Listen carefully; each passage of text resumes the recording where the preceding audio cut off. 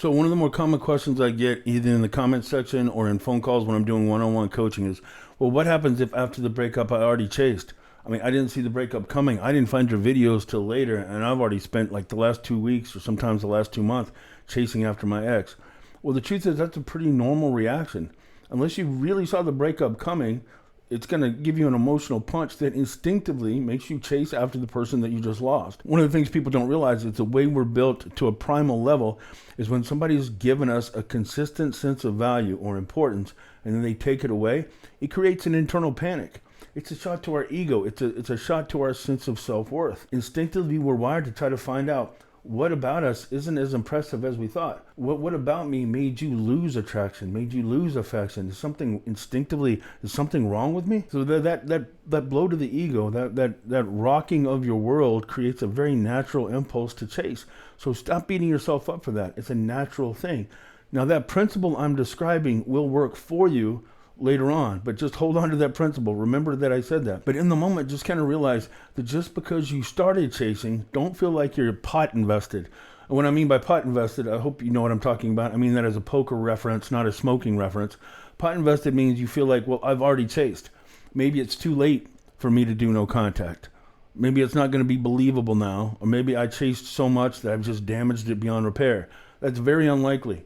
Unless you've done something that included a restraining order or an order of protection or involved like scaling a wall or breaking through a window, then you're probably okay. If you've done those things, this is not the video for you, but the same principle that made you start chasing them after the breakup can work for you.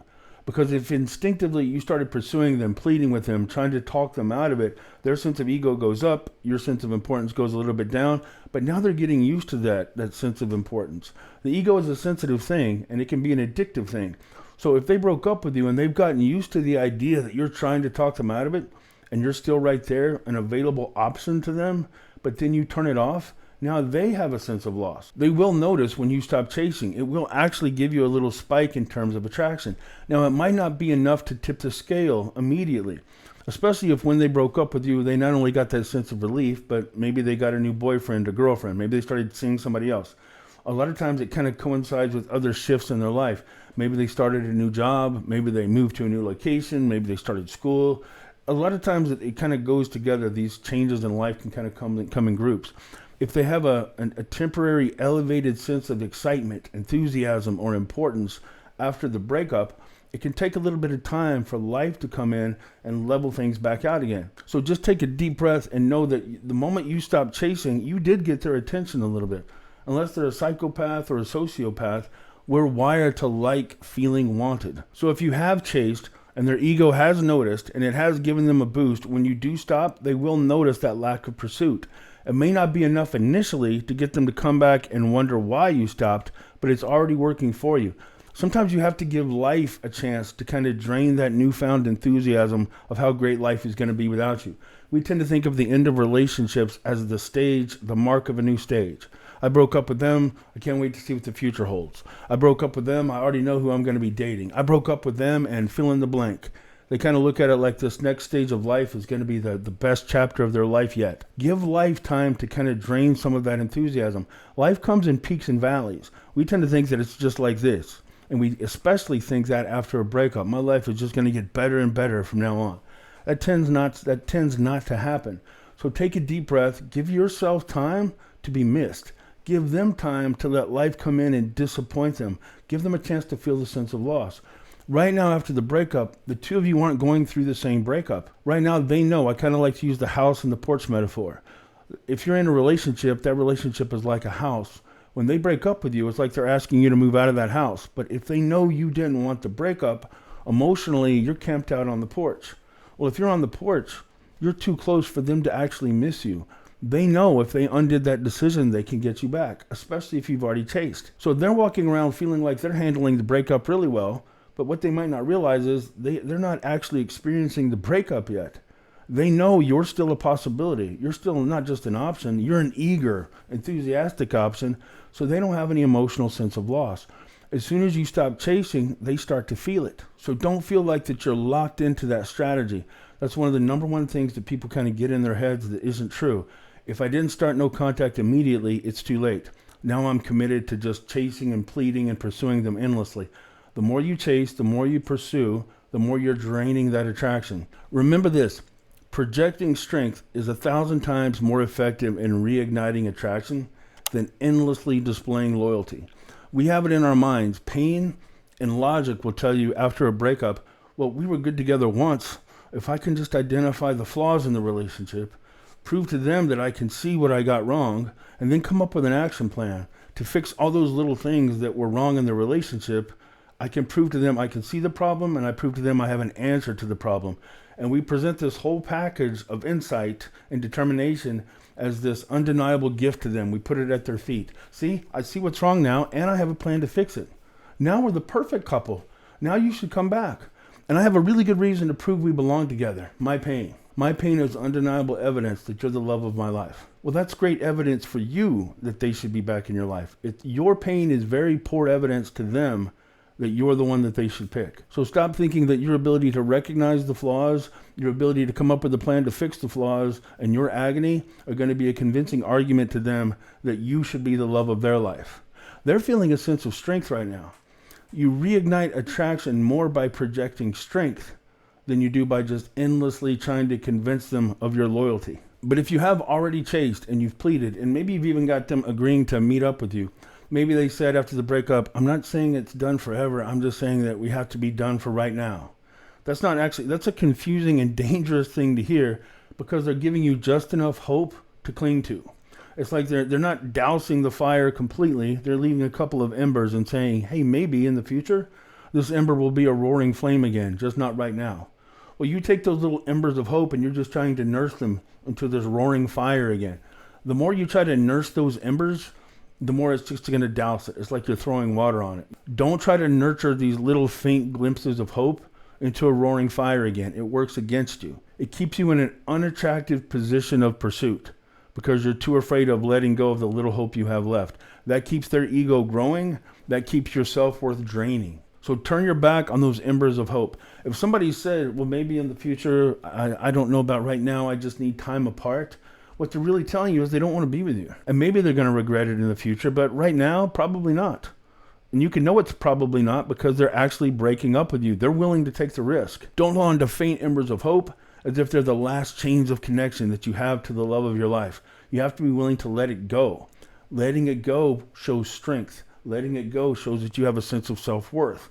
Showing a sense of self-worth and strength is 10 times more attractive and 1,000 times more likely to reignite attraction and to cause second guessing than just gratefully, humbly, patiently, weakly holding on to the little bit of hope that they're handing you, the kind of breadcrumbing you hope.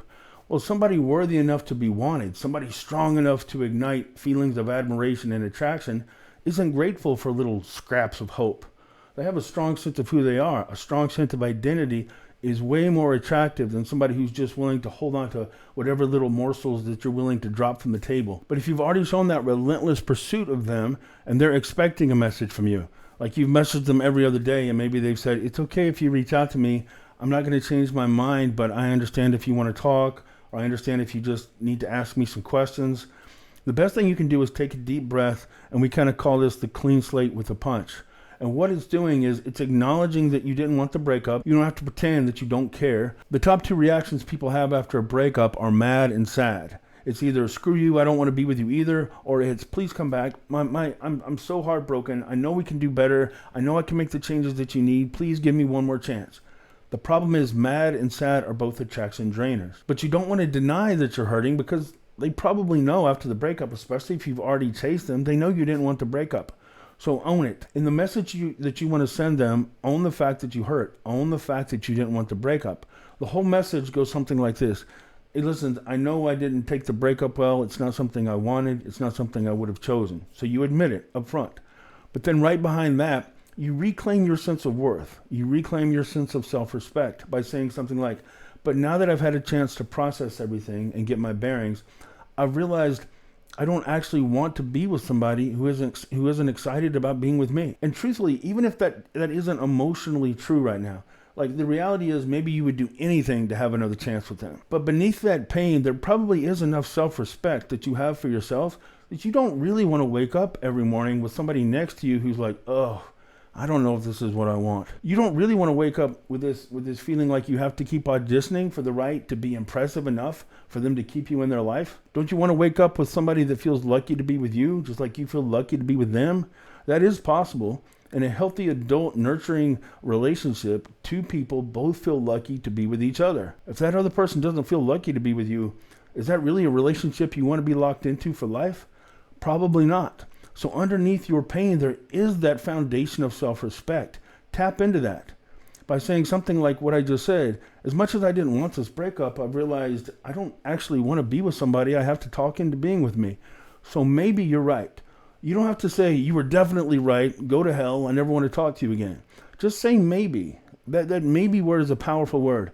Maybe we're not the best fit long-term after all. You're reclaiming your sense of worth without denying that you still want to be with them. You admitted in the beginning that you wouldn't have chosen the breakup, but you're reinforcing and reminding yourself and them that you have some value in your life with or without them. And then you want to end it warmly. Again, mad and sad are not good. Mad and sad are bad. So at the end of it, say, but now that I've realized I don't really want to be with somebody I have to talk into being with me, but I'm only taking our good memories with me. So I really do wish you nothing but the best. Take care of yourself. You being able to say something that hints at finality projects strength. The problem with this whole message is that if you're projecting strength to them by articulating that you're strong enough to live without them, to you it's probably going to trigger some anxiety. There's a part of you that doesn't want to say anything that hints that you're capable of moving on without them, that you're ready to move on without them, or that you're not fighting for that relationship. We kind of look at it logically, but remember, logic and fear are really bad predictors and really bad things to go by when it comes to winning somebody back in a relationship. Logic will tell you there were two people in the relationship. They broke up with me. Now there's only one. I'm the only one fighting for this relationship. No, you're not. If there's only one of you, you don't have a relationship anymore. And the number one question isn't what can that one person do to get the other person back? The number one question is what can that one person do to reignite reattraction? Projecting strength is way more effective at reigniting attraction and at least causing re-examination of the breakup than an endless pursuit. And that's what this message does. It doesn't pretend that you don't care. It doesn't go mad. It doesn't go sad. It acknowledges that you didn't want the breakup, but it reinforces right behind that you are strong enough to live without them. That creates a sense of loss. It's like telling them, I'm not going to be camped out on your porch anymore. Like, I didn't want the breakup, but don't think that I'm so weak that I'm going to be here anytime you change your mind and you're the only one for me and I can't imagine my life without you. Even if you feel that way, it's not attractive to project that constantly to the other person. It makes it impossible for them to feel a sense of loss. A sense of loss is what causes re-examination. When that person broke up with you, you probably were never more aware of all the ways that you failed the relationship than when they broke up with you.